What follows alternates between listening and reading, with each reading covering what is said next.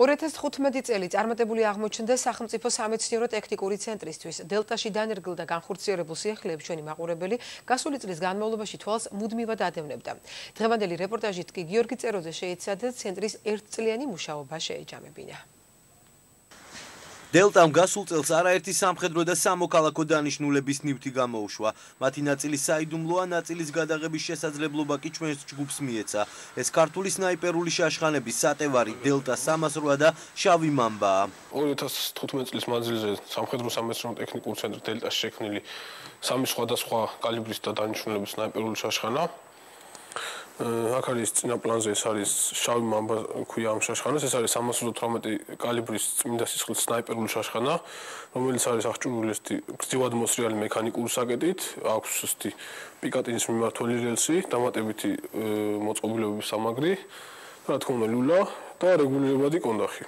ეს არის 308 კალიბრის ნახევრად ავტომატური სნაიპერული შაშხანა, აღჭურვილი არის პიკატინის უნივერსალური მიმართული რელსებით, რეგულირებადი კონდახი და სპეციალური სნაიპერული სახელურით. აქვს უსვაზნიანი მჭიდი. გაკუთვნილია სხვადასხვა ქვედანაყოფების შემადგენლობაში მყოფი ეგრეთ წოდებული შარპშუტერების შესაიარაღებლად. ეს უკვე არის თავიდან ბოლომდე 100% ქართული სნაიპერული შაშხანა, ეს არის 338 კალიბრის სნაიპერული შაშხანა, სატევარი ქვია. აღჭურვილი არის პიკატინის რელსით, ორფეხა ბიპოდით. უკანა მხარეს რეგულირებადი მონოპოდი და რა თქმა უნდა სნაიპერული სახელურით, რომელიც მსროლელს უადვილებს ზუსტ დამიზნებას და იარაღის მორგებას. ეს დელტას მიერ 2015 წელს ახალი ტექნოლოგიებით შექმნილი უპილოტო სადაზვერვო დამრტყმელი შვეულმფრენია. მას საკმაოდ დიდი სიმაღლიდან შეუძლია მიაყენოს მოწინააღმდეგეს დიდი ზიანი. აქ მონტაჟდება სპეციალური მართვადი და უმართავი რაკეტები, გარდა ამისა სატყვიამფრქვევი გონდოლები. მრავალფუნქციური ვერტმფრენის გამოყენება როგორც სამხედრო, ასევე სამოქალაქო დანიშნულებითაა შესაძლებელი. სამფრენი აპარატის კორპუსი დამზადებული არის კომპოზიციური მასალებისგან. შედეგად ვერტმფრენის თითქმის არ გააჩნია რადიოამრეკლი ზედაპირი, ანუ მისი შემჩნევა თითქმის შეუძლებელი არის რადიოლოკაციური სადგურების საშუალებით. აქედან გამომდინარე ძალიან რთული ჩამოსაგდებია საჰაერო თავდაცვის სისტემისთვის. კიდევ ერთი სიახლე პისტოლე ტყვიამფრქვევი იამანია. კონსტრუქტორების თქმით ის თავისი ანალოგებისგან ბევრი კომპონენტით გამოირჩევა. პისტოლე ტყვიამფრქვევი გამოირჩევა სხვა თავისი ანალოგებიდან იმისგან, რომ გასროლის შემდეგ მასრებს ყრის როგორც მარჯვენა მხარეს, ასევე მცირედი ზემოქმედების შედეგად შეიძლება გადმორთო და მასრები ამოყაროს მეორე მხარეს.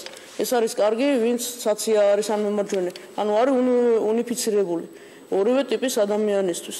პისტოლე ტყვიამფრქვევი გამოირჩევა კიდევ იმით, რომ შიგნით არის ლეგირებული ფოლადისგან გაკეთებული კარკასი და მას იმ შემთხვევაში თუ კორპუსი საერთოდ გამოვამს ყობრიდან და გადავაგდებთ, ცივიოს გადავაგდებთ, წინა სახელურს გადავაგდებთ, იარაღი იმუშავებს გამართულად. სიტყვის საწინააღმდეგო ამ სისტემამ სოფლის მეურნეობის სექტორს დიდი ზარალი აარი და სისტემით უკვე დაინტერესდნენ სხვა ქვეყნებიც.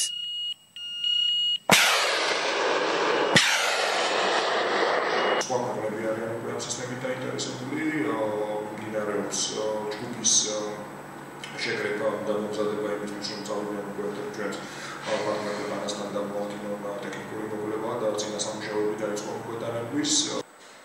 საერთაშორისო ასპარეზზე ასევე დიდი ყურადღება მიიპყრო დელტას კიდევ ერთმა პროდუქტმა, სამედიცინო საევაკუაციო მანქანამ. ჩვენი გეგმები საერთაშორისო წარმომადგენლობის და საერთაშორისო მიწოდებების გაზრდაზე საკმაოდ პოზიტიურია შემდეგი წლებისთვის და იმედოვნებთ, რომ დელტა იქნება ერთ-ერთი დიდი ექსპორტის გენერატორი ქართული პროდუქციისა. 2016 წელს დელტა ბევრ სასიამოვნო სიახლეს გვპირდება, თუმცა მათი ნაწილი ჯერ ისევ საიდუმლოა.